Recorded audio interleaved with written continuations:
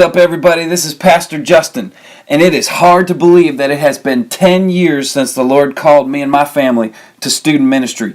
That's right, it was May 2007 we landed in Wauchula, Florida for our first place of ministry, and now the Lord is using us in Albertville, Alabama in 2017.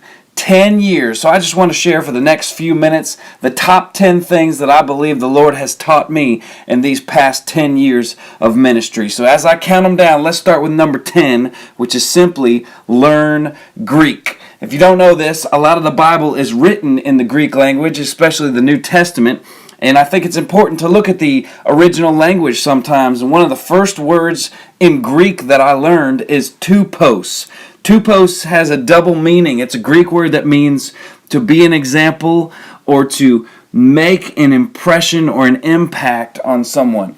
It's this idea of they would meld really hot material into a soft, malleable material, and they would press an image of something to make a coin out of it. And that impact, or that leaving an impression on that material, was called a tupos. So it means to make an impact or to be an example, and it was the name of my first youth group that I had the opportunity to serve, based on a powerful passage in God's words. 1 Timothy 4:12 says this: "Don't let anyone think less of you because you are young. Be an example to all believers in what you say, in the way you live, in your love, your faith, and your purity." So I simply ask the question as I ask myself, how's your tupos, your example, your impact in those specific 5 areas, in my speech, in my life, in my love, in my faith, and in my purity? You know, learning Greek is just not natural to our human minds these days. Kind of like living for Jesus in the culture that we live in. It's just not natural, but we need to do it. It's important. Number 9, I've learned this idea of people work versus paperwork. Now, I know paperwork is not a real word, but I learned very on in ministry in Florida that I am so tempted to just work on newsletters and mailings more than just get out to be with the students. But I've made it a point to want to be there at their lunch table on a weekly basis, to be at their ball games, to be at their concerts, etc. I know it sounds silly, but that old Disney movie, The Little Mermaid, said it right when she sang that song, "I want to be where the people are." I mean, I believe that's how Jesus did it. He spent time with people. He did life with people. He wasn't so much about the come and see as much as he was about the go and tell. So I want to be somebody who's more go and tell than come and see like Jesus is. Number 8, I've learned to be prepared. I am a planner. I live by my day planner. I can't live without it. I just want to write stuff down, and even if it's not in my planner to get done and I do it, I write it down just so I can put a check mark next to it. And we need to use our gifts to prepare for the best results, but I can't forget what Proverbs chapter 16 verse 9 says. The Bible says, "We can make our plans, but the Lord determines our steps." Which honestly leads to number 7, be flexible.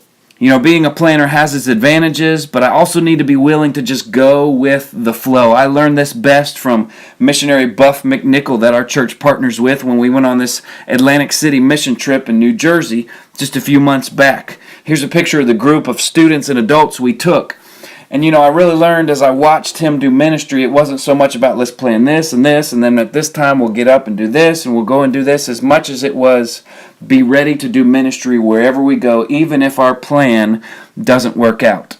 So I would say plan for ministry, but more importantly, plan to be ready to do ministry wherever. In the classroom, in the lunchroom, on the side of the road, at work, at home, online, you name it. Be ready to do ministry wherever. Be flexible. Which leads to number 6, simply just show up. One of my favorite movies, you see a picture here, was a movie in 2001 featuring Keanu Reeves as a coach in this movie called Hardball. He took this group of thug kids from a rough neighborhood, and they came together to play baseball, and he realized that they got some talent, and they ended up going to the state tournament. But right before this big game, one of their teammates gets killed in a drive-by shooting, and the kids are devastated. And he says this to the brother of the teammate who got killed, as he says this to the entire team: "I am amazed by your ability to show up. And that's how I believe I earn respect from students and from parents and from families. I want my ministry to last longer than the average youth pastor of 18 months or so. I want to be there. I want to make those connections with students. I want to be available 24/7, and I want to show up. That's when ministry truly begins. Speaking of connections, here's number 5. Old people.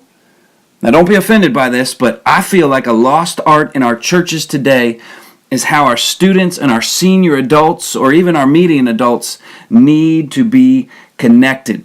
You know, we have our own area for the youth, we have our own area for the students, and worship area and classrooms. We have our own senior adult suite and kind of quarantine them off into their own area. But what if they mingled with one another?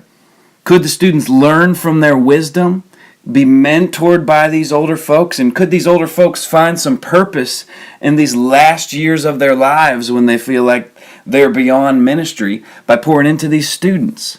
I know it's not cool to hang out with quote-unquote old people, but they are such a wealth of knowledge and wisdom if we could only tap into that. See, I want students to not just grow up to be graduates from my student ministry.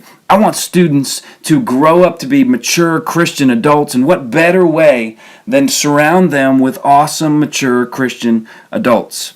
Al Mohler once said, "You are an ancestor to someone yet to come." If you live your life knowing you're an ancestor, that will change the way you make your decisions, the way you live your life. Which reminds me of Psalm 71:18. "Even when I am old and gray, do not forsake me, my God, till I declare your power to the next generation, your mighty acts to all who are to come." Number 4, family first. Very simply put, I need to remember this as a dad, as a husband. If I am no good to my family, how in the world will I ever be any good for God's family? I need to remember that I'm a father and a husband before I'm a youth pastor, before I'm an employee of some church. Just like students need to remember that one day they'll be a future husband or a future wife, a future father or a future mother. Family must come first. That's how God set it up from the beginning of time. Now my top 3 as we finish up. Number 3, be real. I'll never forget moving to Albertville, Alabama in December of 2013. Just a week after we had moved into a new state, into a new home, a totally new place of ministry, I went on my first trip with the students. We went to Gatlinburg, Tennessee for our winter retreat experience. And I remember receiving this t-shirt from some parents that attended this trip with us that's very simply airbrushed t-shirt with my name and the mountain picture in the background and the date and the location, but very simply across the top of it said, "Be real." You know, I may not always be here for my students or for families, but if we can surround ourselves with people who are godly influences, I believe that's what being real is all about. The students that day on the winter retreat heard this more than anything else. Be real. Find yourself some accountability, some transparency with someone that you can be honest with and that can encourage you to grow closer to the Lord. Kind of like Ecclesiastes chapter 4 verses 9 through 12 talks about. It reminds us, that cord of 3 strands is not easily broken. It's about doing life together, being honest and finding strength in numbers. And that's what it means to be real. Number 2, out of the top 10 things I've learned over the last 10 years, is this idea of being most effective. This was one of the hardest lessons that I had to learn during college and my beginning years of ministry. See, I want to be someone who is effective. I want to know that I'm making a difference, an impact, a tupos in people's lives. But so many times I look back and I think my effectiveness was based on man's approval or man's applause instead of God's approval.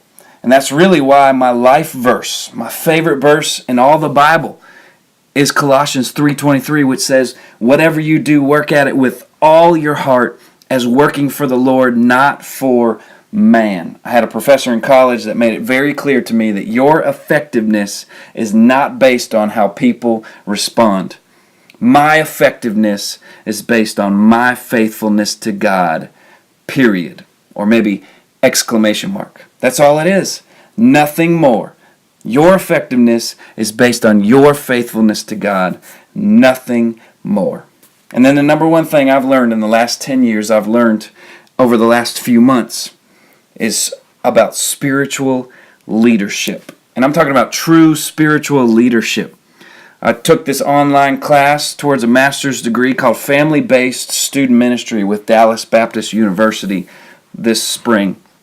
And I've realized more than ever before that ministry, spiritual leadership, begins at home. If you're like me, maybe you've been guilty for too long of sending my kids to church and asking the leaders at that church to give them Jesus, to train them spiritually. But that's not why God designed the church, I believe. See, spiritual leadership begins at home for me as a parent and for you as a parent. You think about it. I'm a youth pastor 24/7, but most of the time I only have about 1 to 2 hours a week to pour into a student. Now, parents, really, I know we're going 100 different directions from teenagers, but maybe we have about 40 plus hours a week FaceTime with our kids. Who has more of an impact? Who can be more of a spiritual leader with the time windows that God has provided? As a matter of fact, I think that's what the Bible models. You look at passages like Deuteronomy 6:4-7, which talk about parents engraving truths of God into their children's heart. Or what about Exodus chapter 13, verses 14-22, where we see that one of the main purposes of the ancient Passover was to retell the story of Israel's redemption to the children of these families. Or even if you look in the Psalms, Psalm 44 and Psalm 78, among others, even the psalmists of Israel called fathers of all people, not pastors, not youth pastors, not leaders, fathers, to train their children in the stories and the statutes of Israel's God. So my job is to partner with parents in their ministry at home, to equip and to encourage and to resource and to guide families however I can. And I'm sorry that it's taken me 10 years to just realize this. But too often I feel like I have taken over the spiritual leadership role that belongs to parents instead of empowering parents to be those spiritual leaders that God has called us to be. So if there's ever anything that I can do, whoever you are listening to this today, if there's ever anything I can do to equip, to encourage, to challenge, to resource, to guide you to be the spiritual leader that God wants you to be, please know that's why God has called me to do what I am doing now. And honestly, I cannot wait to see what the next 10 years teaches me and teaches the students and families that I have an opportunity to minister to. Thanks for tuning in and listening to this. This is my top 10 from the last 10 years of student ministry. God bless you.